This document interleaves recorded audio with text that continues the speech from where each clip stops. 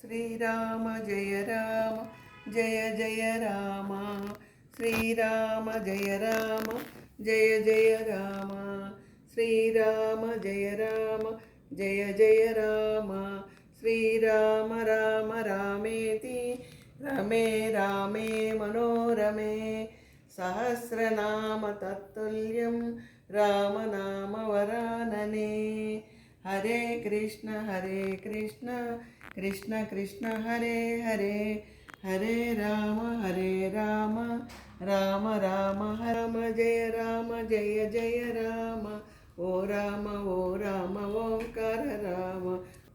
శ్రీ శివాయ గురువే నమః. గురువు గారిని తలుచుకుంటూ ఆయన నమో భగవతే వాసుదేవాయ. శ్రీకృష్ణ పరమాత్మ అర్జునికి చెప్పినట్లుగా బాలయోగేశ్వర భగవాన్ గారు పాండవుల గుట్ట మీద పరశుశిఖర క్షేత్రంలోను మహిమా ఘాట్లో భక్తునికి ఆయన చెప్పే విషయాల గురించి పూజ ఎలా చేయాలి, భగవంతుడికి అభిషేకం ఎలా చేయాలి అవన్నీ ఆయన వివరిస్తారు భక్తులకి, ఆయన శరణాగతం అయిన భక్తునికి అన్నమాట. ఆ విషయం ఈరోజు మనం చెప్పుకుందాము. ఏమిటంటే మహిమాగాడ్లో ఆ భక్తుడికి ఆ భక్తుడు భగవాన్ గారి దగ్గరికి వస్తారు.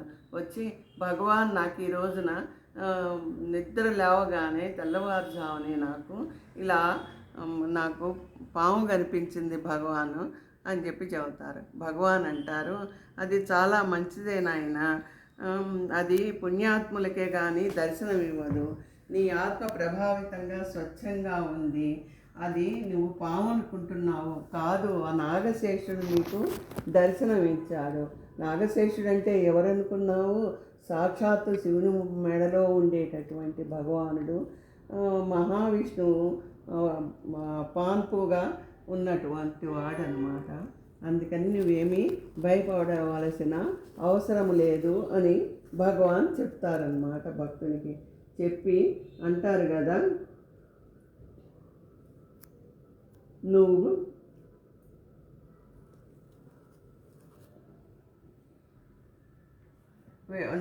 భక్తునికి చెప్తారు కదా, అభిషేకం చెయ్యి నువ్వు శివునికి అని చెప్పి చెబుతారన్నమాట. భక్తుడు అంటాడు బాబా గారు నన్ను అలా అంటుంటే ఊరికే చమత్కారంగా అంటున్నారా అని అనుకుంటాడు మనసులో. కానీ భగవాన్ వివరించి చెప్పగానే నిజంగా అది శేషసాయే నాకు దర్శనం ఇచ్చిందా అని చెప్పేసి భక్తుడు అనుకుంటారనమాట. అనుకున్న తర్వాత అప్పుడు భక్తుడితో చెప్తారనమాట, నీవు ముందు గుడిలోకి వెళ్ళి దీపారాధన చేసి దీపం వలన చేసి నువ్వు అభిషేకం మొదలుపెట్టు అని చెప్తారు. చెప్తే బాబా అక్కడ పాము కనిపిస్తుంది, నేను వెళ్ళలేను బాబా, మీరు కూడా రావాలి అని భక్తుడు అంటాడు. అంటే భక్తునికి వివరంగా చెప్తూ ఉంటారనమాట, ఆయన పూజ ఎలా చేయాలి, అభిషేకం ఎలా చేయాలి అని భక్తునికి వివరంగా చెప్తూ ఉంటారనమాట. అది ఎలా చెప్తారంటే, ముందు నువ్వు దీపారాధన చెయ్యి, దీపం వల్ల పాపాలు నశిస్తాయి, ధూపం పెట్టు అని భక్తులందరూ చాలామంది ఉంటారు అక్కడ. భక్తులందరినీ చూస్తూ భగవాన్ అంటారు. ఈ శరణాగతమైన ఈ భక్తుడు మటుకు తల వంచుకొని అలాగే నుంచుంటారు. ధూపం వల్ల మనసులోని చెడు నశిస్తుంది, ఐశ్వర్యవంతులు అవుతారు అని చెప్పి చెప్తారు.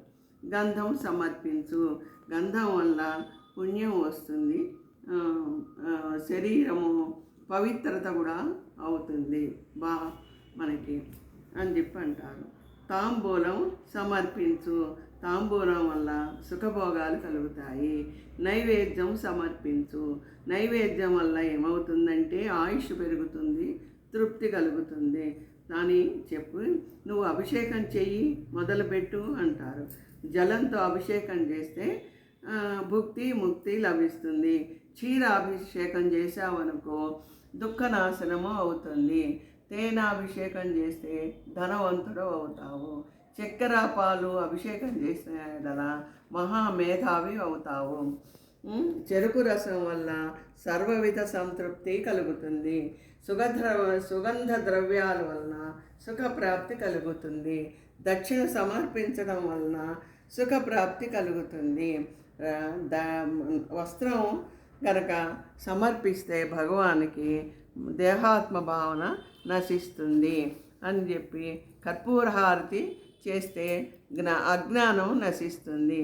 ఇవన్నీ నాకెందుకు స్వామి, మీరు రండి, ఇద్దరం వెళ్ళి చేద్దాము. నాకు పాము కనిపిస్తోంది, అక్కడ భయంగా ఉంది, నాకు మీరు ఉంటే ఒక్కరు చాలు, నాకు శివుని కంటా మీరే నాకు ముఖ్యం అని అంకిత భక్తులు భగవాన్తో అంటారన్నమాట. భగవాన్ భక్తులందరినీ చూసి తల వంచుకున్న ఆ భక్తునితో అంటారన్నమాట. ఏమని? ధూపం వల్లనేమో మూలాధార చక్రం ప్రభావితం అవుతుంది. అలాగే పాదతీర్థం వలన స్వాధిష్టాన చక్రం ప్రకంపన కలుగుతుంది. దీపం కర్పూరం దర్శనం వలన మణిపూరక చక్రం ప్రభావితం అవుతుంది. ఘంటానాదం వల్ల అనాహత చక్రం ప్రభావితం అవుతుంది. నైవేద్యం వలన విశుద్ధి చక్రం ప్రభావితం అవుతుంది. గంధం అభిషేకం వలన, గంధ సమర్పణ వలన ఆజ్ఞా చక్రం నీకు ప్రభావితం అవుతుంది, జాగృతం అవుతుంది. దీని ద్వారా ధ్యానం చేసేవారికి కుండలిని శక్తి అది కదిలి, ఆ శక్తి వలన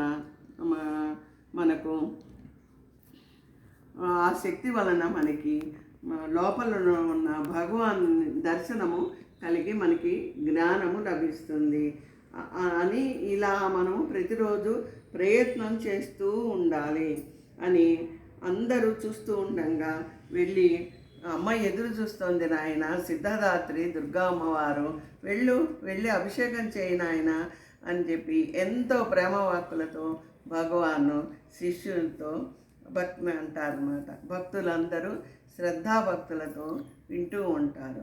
అయినా ఆ భక్తుడు మీరు రావాలి భగవాన్ అని అలాగే నుంచునేటప్పటికీ వచ్చి బాబా అంటారు, నీవు ఇంత పట్టుదలగా ఉన్నావేమిటి అని చెప్పేసి ఆ భగవాన్ కూడా లేచి ఇద్దరూ కలిసి అక్కడికి వెళ్ళి ఆ శివుడి దగ్గరికి వెళ్ళి అభిషేకం చేయిస్తారు.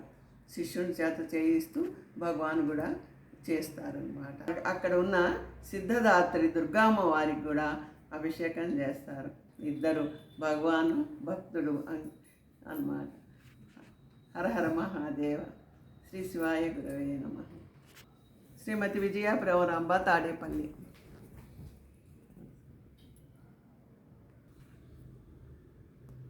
ఎలా చూస్తున్నాడు? ఏమన్నా